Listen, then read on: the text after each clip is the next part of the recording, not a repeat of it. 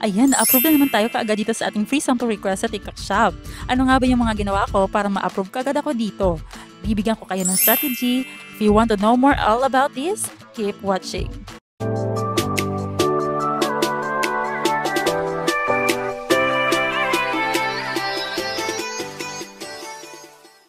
Hello guys, my name is Dad and welcome back to my channel. If you are new to my channel, please click the subscribe button and hit the notification bell para lagi kayong updated sa ating mga bagong uploads.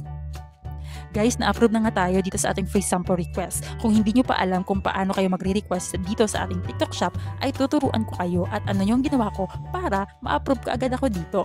Na meron po tayong 5 times pwede kayong mag-request ng free sample sa ating TikTok shop. Kapag na-reach nyo na yung 5, hindi na kayo makaka-request. Since na-reach ko na nga yan, hindi na ako makaka-request. Pero tuturuan ko kayo kung paano tayo magre-request ng free sample.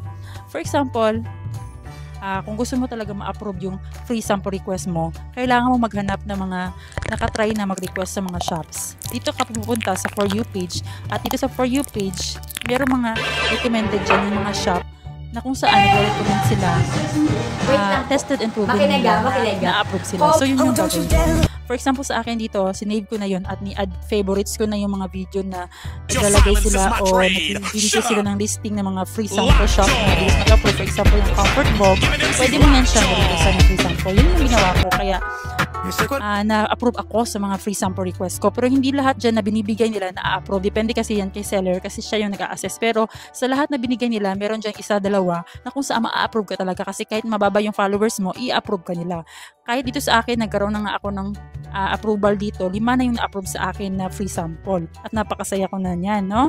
Kasi naman libre lang yan at wala kang babayaran kahit ipiso kapag dumating sa iyo. Ang gagawin mo lamang is gagawan mo siya ng video at i-upload mo sa iyong TikTok at lalagyan mo ng yellow basket. So yun yung requirements. At may nakalagay dyan kung ilang days mo siya dapat. Once na-receive mo siya, meron ka bibigyan ka nila ng 12 days, ganun, para magawa mo ng video at makalagay ka ng yellow basket doon. Okay?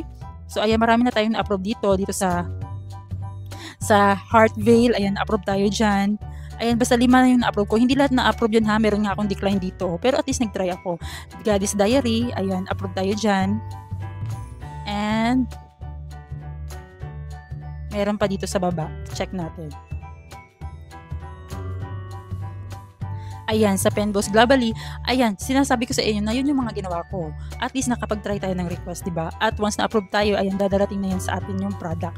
So, paano nga ba kayo magre-request ng free sample? Kung magre-request kayo ng free sample, punta kayo sa TikTok Shop Center, then Product Marketplace, at yung sinabi na shop doon na pwede mong pag-requestan, i-type mo lang dito. For example, itong JM Boutiques, ayan, hindi na nga ako makaka-request ng free sample kasi nga naka-request na ako, no? Puno na yung aking. Pero ganyan siya, kapag nag-request ka, i-click mo lang ito, then arrow up, then get free sample. Ayan, hindi na nga ako makaka-request. Pero papakita ko sa inyo kung paano. Katulad din dito sa Collab Invite, kasi dito sa Collab Invites, lahat na nagbibigay dito, pwede mong requestan yan. Wala yung limit. For example, ito. Kapag may nakalagay dyan na free sample, pwede mo yan requestan. For example, itong wallet or itong bag. Pwede mo yan siyang requestan.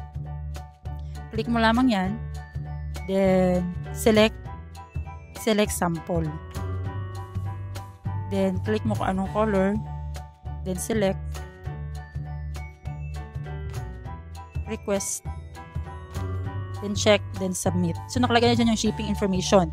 Ita-type mo dyan yung mga address mo, pangalan mo, para isi-ship nila doon mismo sa inyong bahay. Okay? Then, back to invites. So, paano ko i-check yung mga na-requestan ko na? Punta ka dito sa TikTok Shop Toolkit. Then, piliin mo lamang yung Manage Samples.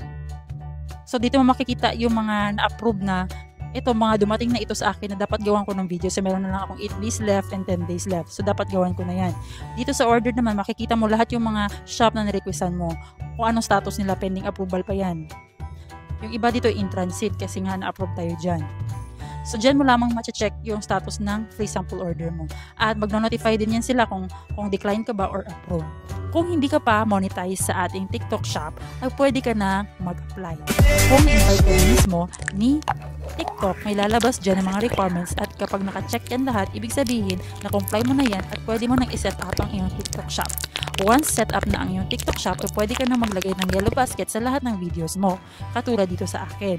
So dito, sa mga videos ko, meron na yung yellow basket. Nagsimula sa simple na pasulyak-sulyak na papapansin sa'yo. At click niyo yung buy now at umabot sa palitan ng mga mensahe, kilig na kilig ako. At pwede mo yan siyang i-check, click mo itong yellow basket sa taas, then TikTok Shop Creator Center, at dyan na yung mapupunta yung commission mo. At i-click mo tong earnings, at i-click mo itong affiliate orders. Ayan, makikita mo na dito yung mga orders. At so yun lamang for today yung ating video tutorial. Nawa nakatulong sa inyo ang video nito. Kung meron kayong mga katanungan, feel free to comment in our comment section dahil sisikapin natin yan sagutan.